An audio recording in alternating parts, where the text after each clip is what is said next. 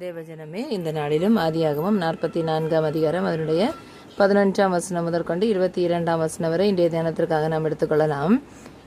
யோசேப்புடைய பாத்திரங்களை நீங்கள் கொண்டு போயிட்டீங்கன்னு சகோதரர்கிட்ட சொன்ன உடனே எல்லாருமே என்ன பண்ணுறாங்க அப்படின்னா, துரிதமாய் அவனவன் சாக்கை தரையில் இறங்கி திறந்து பார்க்குறாங்க. மூத்தவன் சாக்குலேருந்து இளையவன் சாக்கு வரைக்கும் செக் பண்ணும்போது பென்யமீன், அதாவது இளையவனுடைய சாக்கில் அந்த பாத்திரம் எல்லாம் கண்டுபிடித்தாங்க.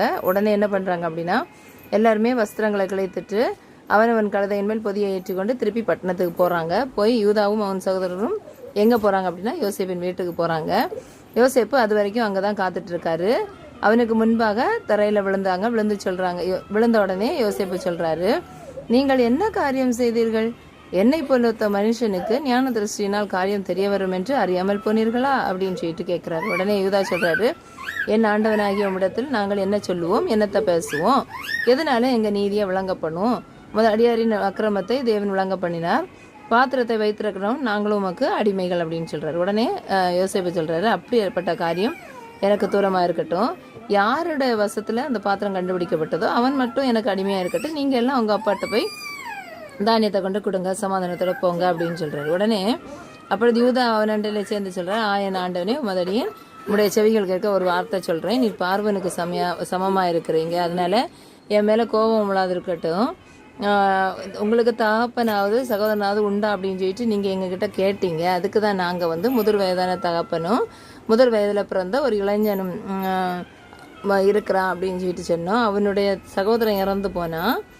அவனை பெற்ற தாய்க்கு இவன் மட்டும்தான் இருக்கான். அதனால அப்பா அவன் மேலே ரொம்ப அதிகம் அன்பாக இருக்காரு அப்படின்னு சொல்லிட்டு உங்ககிட்ட சொன்னோம். ஆனால் நீங்கள் இந்த இளையவனை எங்ககிட்ட கூட்டிகிட்டு வந்தால் மட்டும்தான் என்னை பார்க்க முடியும் அப்படின்னு சொல்லிட்டு எங்கள்கிட்ட சொன்னீங்க. அதனால தான் நாங்கள் அந்த இளைஞனை தகப்பன்கிட்டேருந்து கூட்டிகிட்டு வந்தோம். ஆனால் அந்த இளைஞன் தன் தகப்பனை விட்டு பிரியக்கூடாது, பிரிந்தால் அவர் இறந்து போவார் அப்படின்னு சொல்லிட்டு சொல்கிறாங்க. பாருங்கள், இது வரைக்கும் இன்றைய தினத்துக்காக எடுத்துக்கொள்ளலாம். அப்போ என்ன சொல்கிறது, யாக்கோபு பென்யமீனோடு அதிக அன்பை வைத்திருக்கிறார்.